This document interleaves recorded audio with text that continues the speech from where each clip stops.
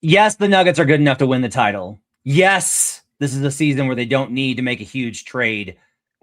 But what if they traded for Giannis Antetokounmpo? We're going to talk about how the Nuggets could add another MVP on Locked On Nuggets.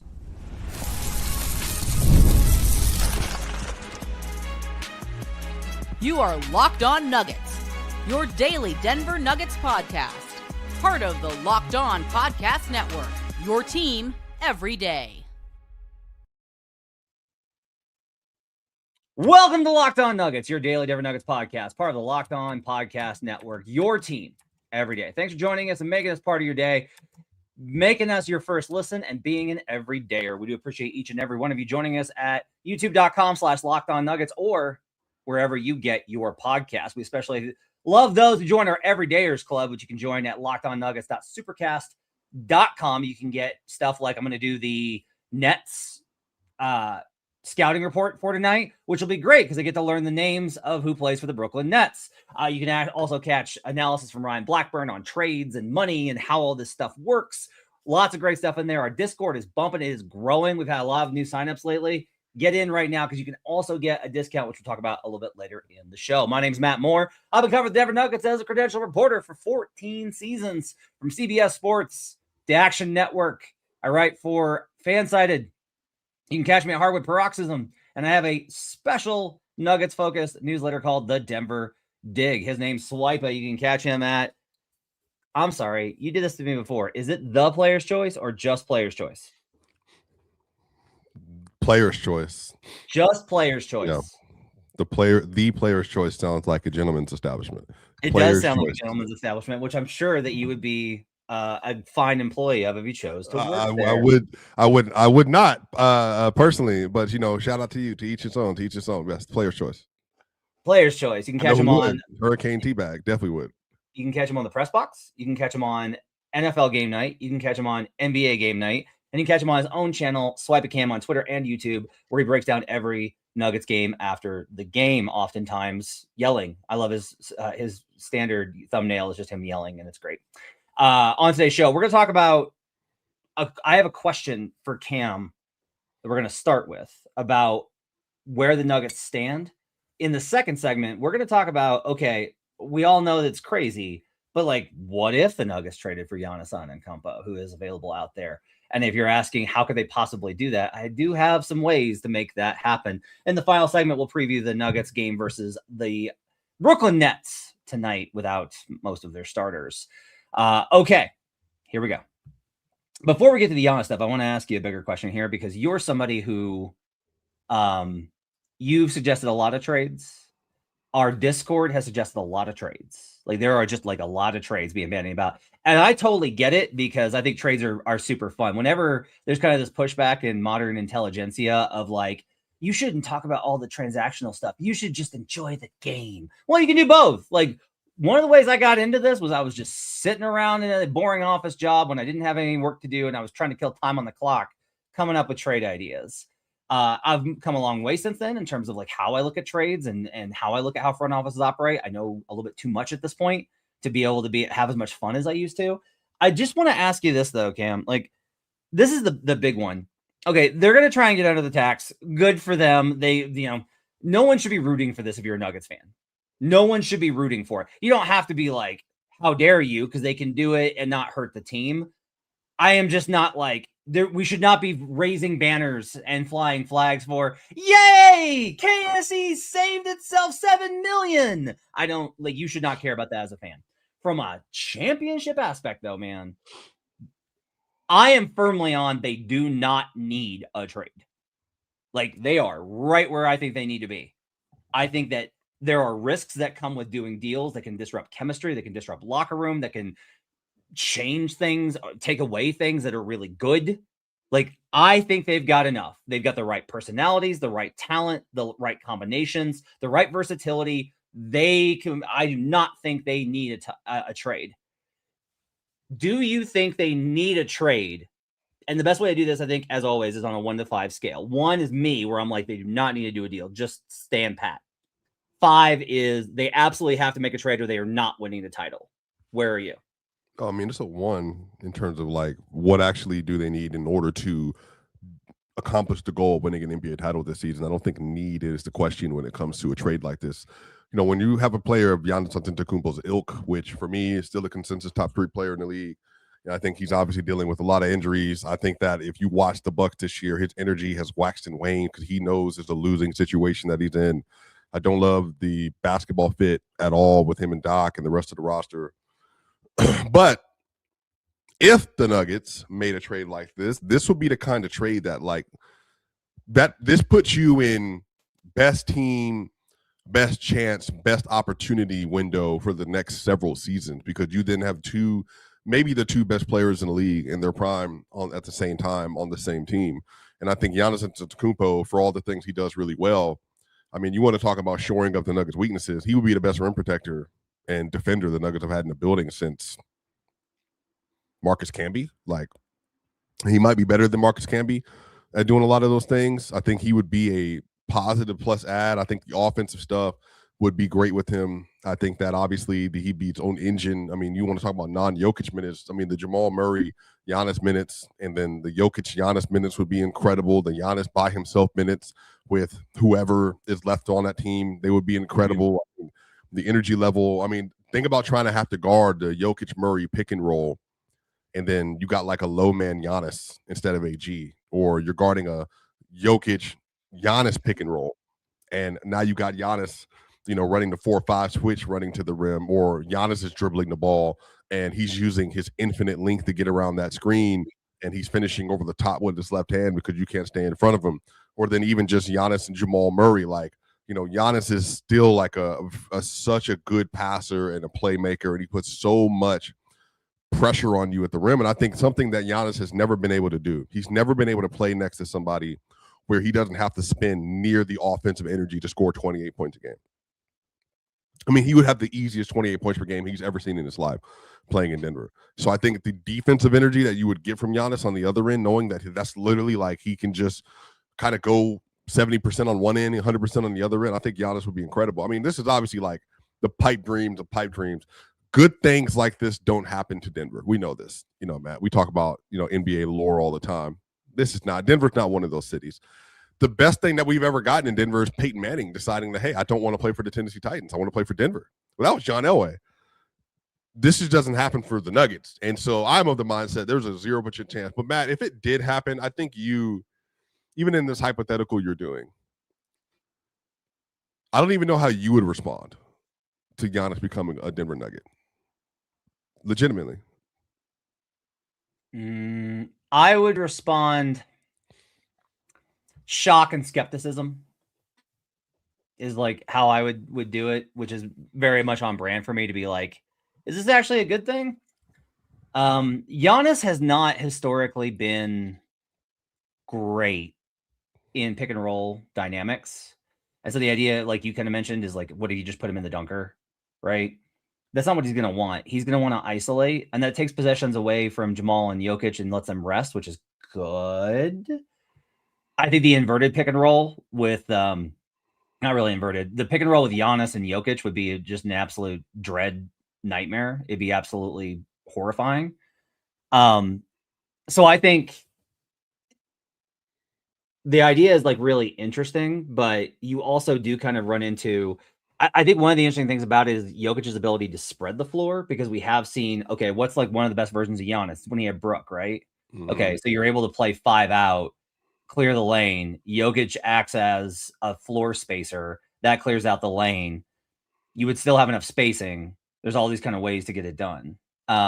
Everyone talking about like, what about Jamal would have to go in the I will tell you about like an idea for how to not have to do that in the second segment.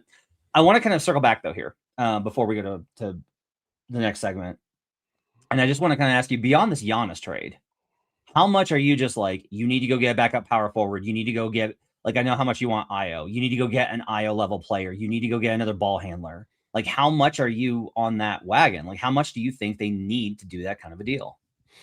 I think this is the thing about all these elite teams. I think for the Thunder and Denver in particular, they want things that are on the margin that will help their floor to get higher. But I think the difference is the Nuggets are also still roster to roster, maybe the best or second best in the league at this point. I think they have shortcomings. They need another ball handler. They need a guard that they know that they can play, that is not going to have the same kind of deficiencies with shooting or dribbling or defense, but you always are going to have those issues with backup players.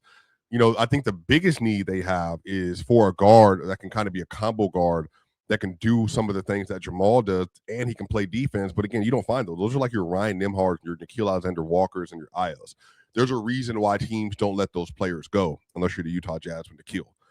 I think that in this situation, that is probably the thing I think they need the most. I actually don't mind their backup forward position because I think, Matt, Spencer Jones, Peyton Watson, like, how many teams have better wings than that, like, that are coming off their bench, let alone Cam Johnson and then Christian Brown? I mean, they have 4 really good wings that all do different things that really help this team. If they had a 5th one, I don't even know if they would play that much. That's kind of how big stacked they are at that position. Yeah. Okay. I am of the opinion they are good and do not need to do a trade, and they are good enough to win as it is. But let's talk about the Giannis idea. I have a construct to kind of talk about it. Let's talk about the pros and cons of if the Nuggets somehow, some way, if the Bucks preferred a potential deal that involved the Denver Nuggets, what does that look like, and should the Nuggets do it? We'll talk about coming up on Locked On Nuggets. Tax season doesn't have to take over your life. This year, TurboTax is making it easier than ever to just hand things off and move on with your day. With TurboTax Full Service, you can have your taxes done for you by a trusted local expert, start to finish, without the stress or guesswork. I cannot recommend this enough. I just really cannot recommend enough the stress that it takes off of you. If you have the means to have TurboTax do your taxes for you, you're going to it's not just the stress that it takes off of you. It's that they're going to ask you simple questions and help you with simple deductions that are going to save you a lot of money and put you in a better position in what is a pretty tough time economically. So financially, they handle everything from W-2s to self-employed firms and work to get you every deduction. You can upload your documents, go about your day, and get updates right in the TurboTax app. It's a huge time saver, and it gives real peace of mind knowing an expert is handling it. For a limited time, you can have your taxes done by a TurboTax expert locally, mind you, for just $150 all in if a TurboTax expert didn't file for you last year. Just file by February 28th. Take taxes off your plate and get back to your life. Visit TurboTax.com/local to book your appointment today. We'll be right back on Locked On Nuggets.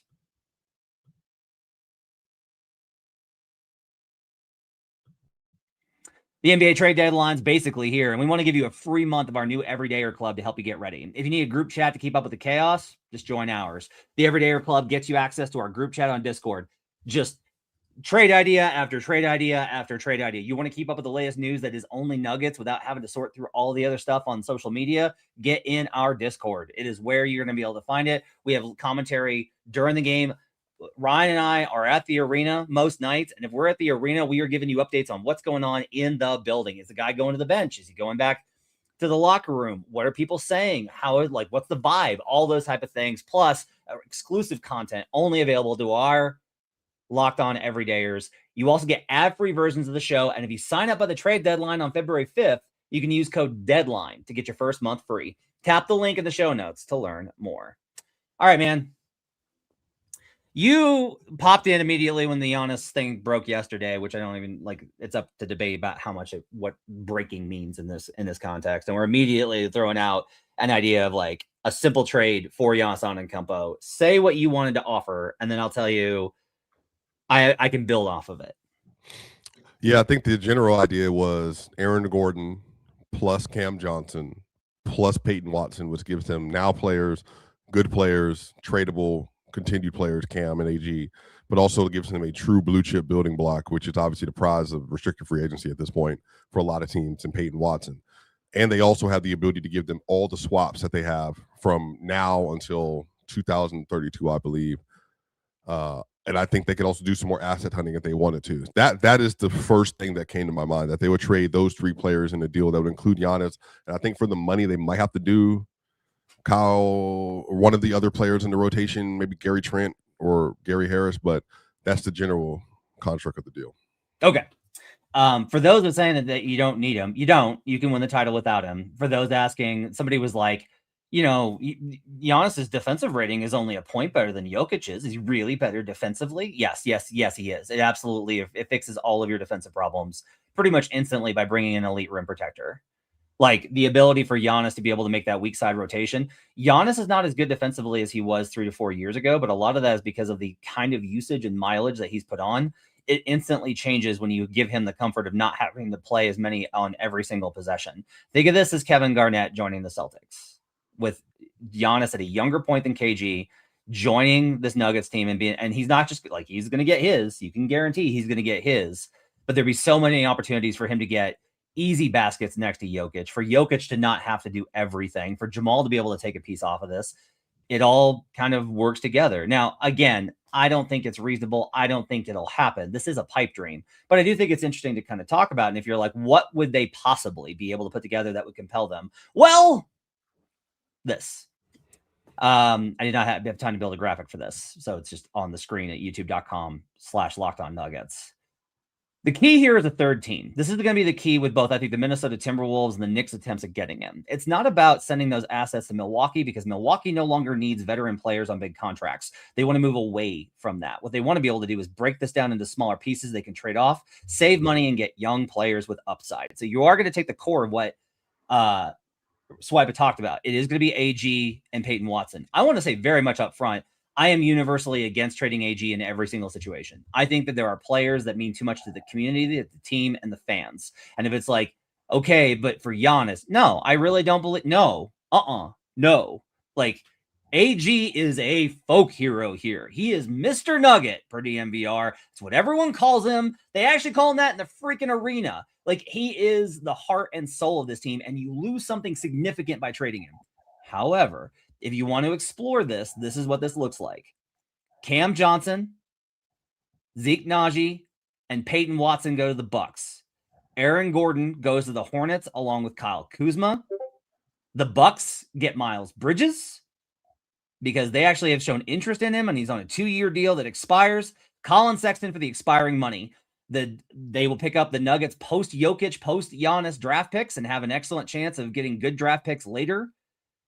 You can't protect them. You're getting Giannis. You're going to get picks from the Hornets. The Hornets get Aaron Gordon, a proven winner in this deal, for Miles Bridges and Colin Sexton along with a pick.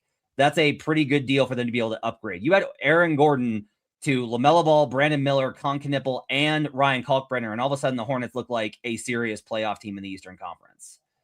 So that combo gets you, I think, pretty close to a deal that makes sense for all three teams. The Bucks are able to say, we get a blue chipper in Peyton Watson that we're going to sign this summer. They clear expiring money with Colin Sexton. They leverage the post-Jokic, post-Giannis years. They're not going to get as many picks from Golden State, but they might get better ones, given that Golden State would have so much time to be able to move forward and are a better market to rebuild and not give you good picks in. The Hornets get a forward that actually makes you better, and the Nuggets get Giannis Antetokounmpo. Swipa, what do you think? Put on my glasses to make sure I could read that tiny print correctly. Thank you. Well, great compliment in the chat. You know, I also appreciate wearing glasses. Yeah, I think that, Matt, are you most loyal to Aaron Gordon of anybody in Denver? Yes. Yeah. So, you know, I think for me, it's that quite honestly, when they were talking about Aaron, I was like, man, I don't know if you want to do this. Like, from what I hear, he's going to chase $100 million deal, $125 million deal from the Houston Rockets, go be like a star. Like, this guy wants to go be like the guy on the team. And I don't think about 21. Yeah. I don't think he's good enough. And instead, Aaron was very much like, heck yeah, I'll go to Denver. Came in and was like, I'm so excited to be here. And embraced playing with Jokic, saw the vision immediately, worked to get better at all those things, got his clock cleaned by Draymond in the playoffs, and said, I have to get better at the mental side of the game. Do you know who does that? No one has been had that incredible run last year. He does all the dirty work. Everyone forgets that the hard work on the stop on LeBron in game 4 of the sweep in the Western Conference Finals was Aaron. Was Aaron handling LeBron on the drive, and Jamal came weak side. It's Aaron. Aaron guarded Kawhi last year. I think Aaron Gordon is one of the best professionals and people I've ever covered. He has been nothing but of a course. joy to watch on the floor, to interact with off the court. I have nothing but the highest respect for Aaron Gordon, and he has earned that from me. So yeah, that's how I feel about it. Yeah, I think that makes sense, and that's all very well stated. And I think a lot of emotional, which is a good thing because you know how I feel about emotions. A lot of emotional reasons to support a player, and I think he is the perfect kind of NBA player you want for all the great reasons you listed. But I will say this too: if you had to bank on one player and their peak powers as a basketball player, and everything, by the way, I've heard about Giannis. He's a great human being as well. So like, you know, I want to give him credit for that. If you had to bank on a player and their injury issues, lower body injury issues, and their age, and which player you would actually want for the next 3 or 4 years, would you say it's Giannis or AG? I do not know the answer to that. People in the chat are talking about injuries. Like, you're worried about injuries and Giannis, blah, blah, blah, blah, blah, blah, blah. One, AG obviously has some injury issues, right? I can't deny that. That's obviously apparent. This is his fourth one in the last 2 years, I believe. Yeah, I just think this is going to be a common thing with everybody, though. Like, this is just like where we're at with the league. Like, LeBron's comments about it to me were the definitive argument ender when he's like, no, the league is different from when I came into the league, and we can't, like, the style of play is causing all these injuries, and we can't stay healthy. Like, that is the argument ender. When LeBron is, who literally has played in all 3 decades, is able to say, no, it is different. You have to recognize how different the game is. I am telling you, you can't just power your way through that. It is different. That to me is like the end of this argument. I understand everyone that's being like, but injuries and blah, blah. Okay, I get it. I understand your concern here. You have to keep in mind, nothing is for certain. Guys, you don't know if Joker's not going to break down over the next 5 years. You don't know, right? We're going to talk about the Jamal stuff continually. Like, there's a good chance Jamal's gassing out now, and it's going to cost him later. It's not his fault. And then everybody's going to blame him, and I'm going to be mad about it because he's carried this team this month. By the way, somebody else was like, yeah, Kroenke will take another Supermax contract. Not happening. Do you know what's funny about this deal that I proposed? They get under the tax. Mm-hmm. They actually save money on this deal. Mm-hmm. Imagine telling Stan Kroenke, you don't have to pay Peyton Watson. Josh Kroenke gets to keep Christian Brown. You keep Jamal Murray, Nikola Jokic. You add Giannis, and you save money. This is the most Nuggets deal imaginable. It won't happen because I just think that Giannis is going to be like, Jokic has his team. I'll never be that guy there, and I don't want to do that. The market thing, obviously, I think is part of it when you look at his list of teams, Miami, New York. But although him saying he's interested in Minnesota, heck, one of the reasons you should probably call Swipa is just a simple, hey, it's better if we get him than the Minnesota Timberwolves. Would they? Well, I mean, for a fit standpoint, I think they would want to trade Rudy, but like, it would be Randall and Shea-Mac, wouldn't it be? It wouldn't be Rudy. So here's my thing. If you're the Timberwolves and you're looking at the long term and you know that Rudy's curve is coming up pretty quickly, as good as he's been, because I think he's DPOY this year. If you call up the Atlanta Hawks and Quinn Snyder's team and you say Kristaps and pieces, okay, we will give you Rudy Gobert and Julius Randle goes to the Bucks so they can flip him out, or Jaden McDaniels, whichever one they prefer. The Hawks send Asa Newell, who goes to the Bucks as a young, talented, very good pick. And the Hawks are able to be like, well, we won't give you the Pelicans pick, but we'll give you your pick, the Bucks pick back. We'll take that swap out of the deal, and you'll be able to keep your pick.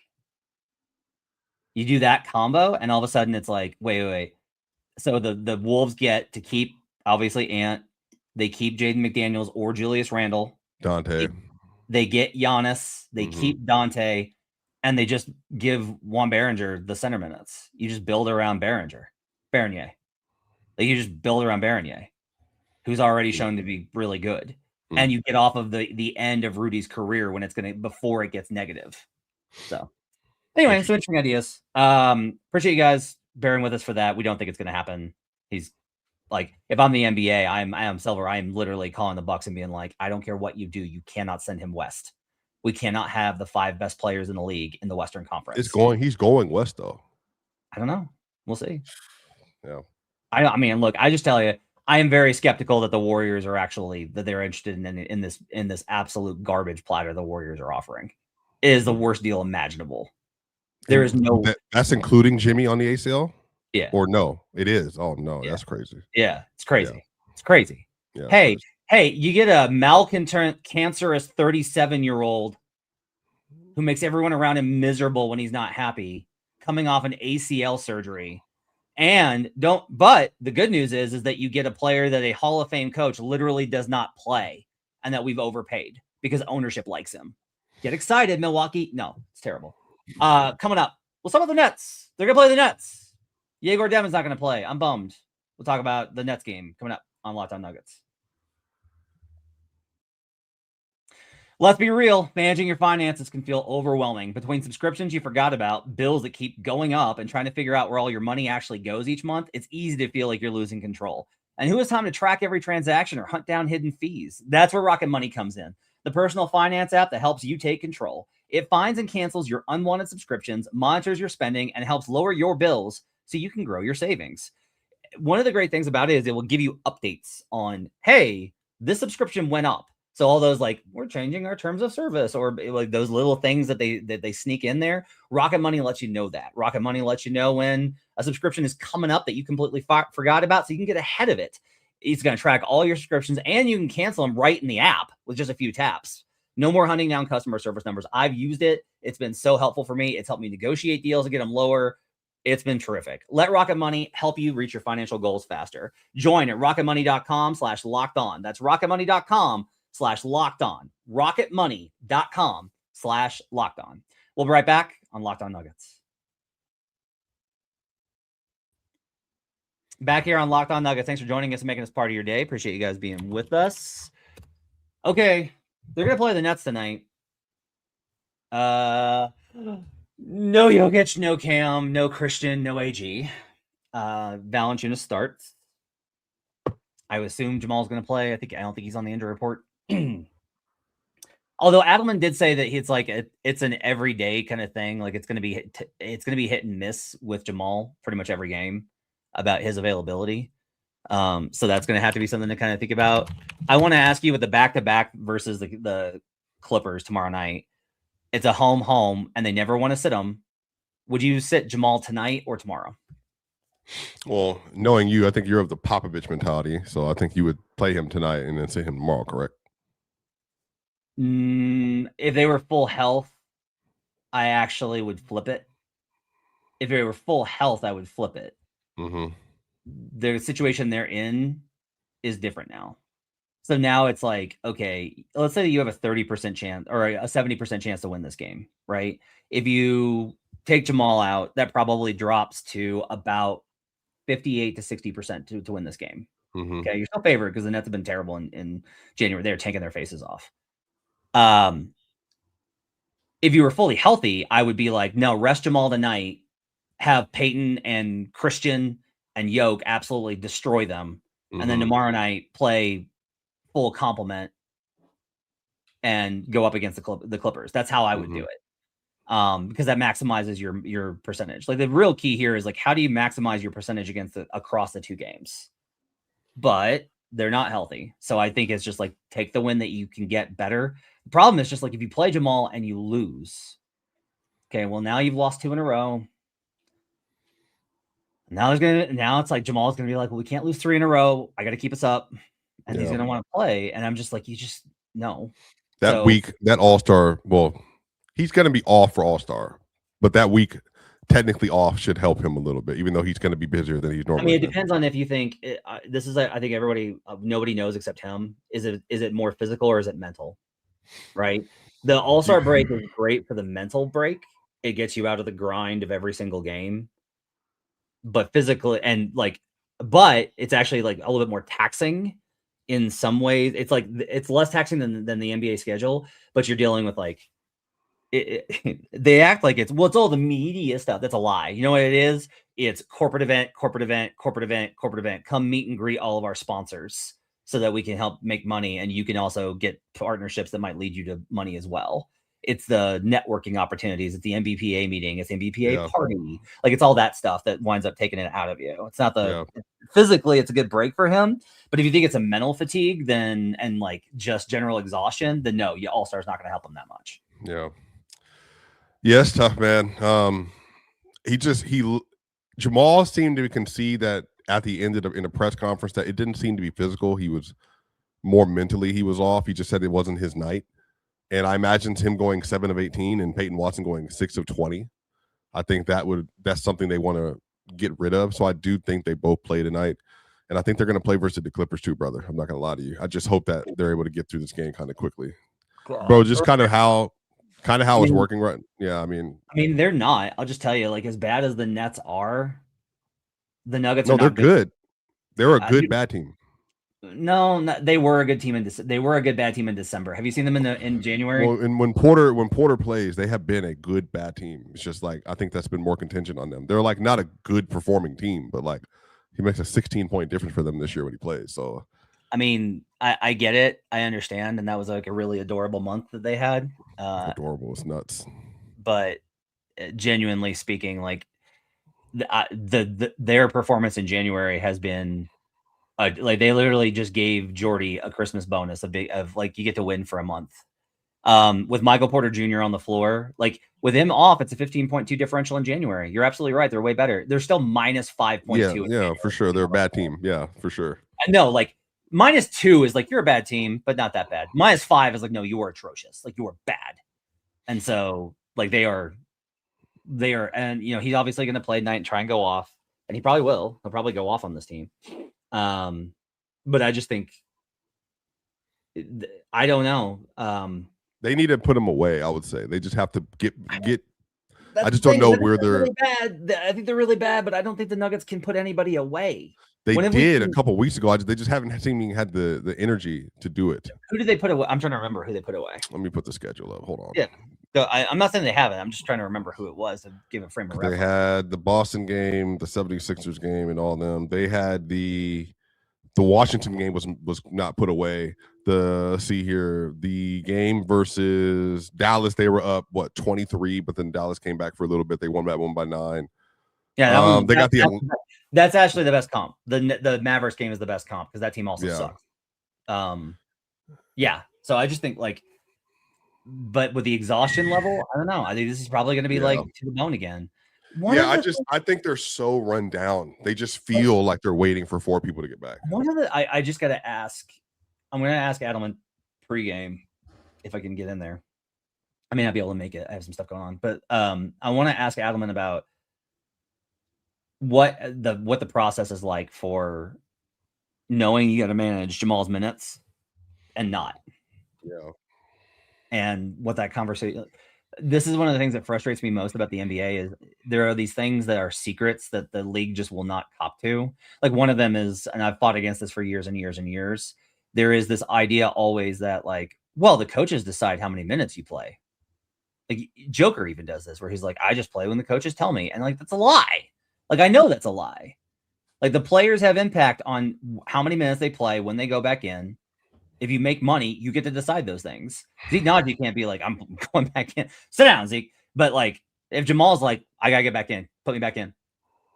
Right. And it's just like, on some level, you honestly have to kind of go towards what people think it is, which is no, your leg's going to fall off. Sit down. They got to get him down, man. They got to get a stretch of games with him under 32 minutes. They just got to do it. And I'm not even a guy that thinks there's a big difference between 32 and 38. Usually I'm like, I don't know. Like, you're already going through pregame. You're already going through warm-up. You're already going through the game. You're already playing this many minutes. You're already doing all your pregame work. Like, that's the stuff that really takes it out of you. I just think that they planned to be able to do that, Matt. The whole point was all this depth, planning to be able to stagger, to sit, to manage. And then literally it was like, just cut all their debt off. Like all of their depth just got cut off. Yeah. And I just think they just had to overplay guys. And The good news is when Cam and Jokic get back, they'll be able to, I think, take a lot of that load off of Jamal. Well, it's like every component helps a little bit. Like every component. Like, that was one of the things with Aaron is like Aaron came back and that didn't help Jamal. Like Jamal still had to do Jamal stuff. But if Christian comes back, that honestly helps. If Cam comes back, that helps a ton. Those are guys that can bring the ball up the floor. You know, your offense your offense is you're not able to replicate what he produces, right? But you're able to at least function. It's tough, man. It's a tough situation. We'll see when everybody gets back. We'll be with you after the game. Ryan Blackburn will have a solo show for you tonight, and then I will be with you tomorrow night for the Clippers game. Appreciate you guys being with us. Check out Boom and Gloom tomorrow at 4 p.m. That is a beautiful dog. I've never seen your dog. Oh my God. I love that dog. Thanks for joining us. Appreciate you guys being with us. We'll see you guys again next time on Locked On Nuggets. Trade for Giannis. They're not going to trade for Giannis. It's not going to happen.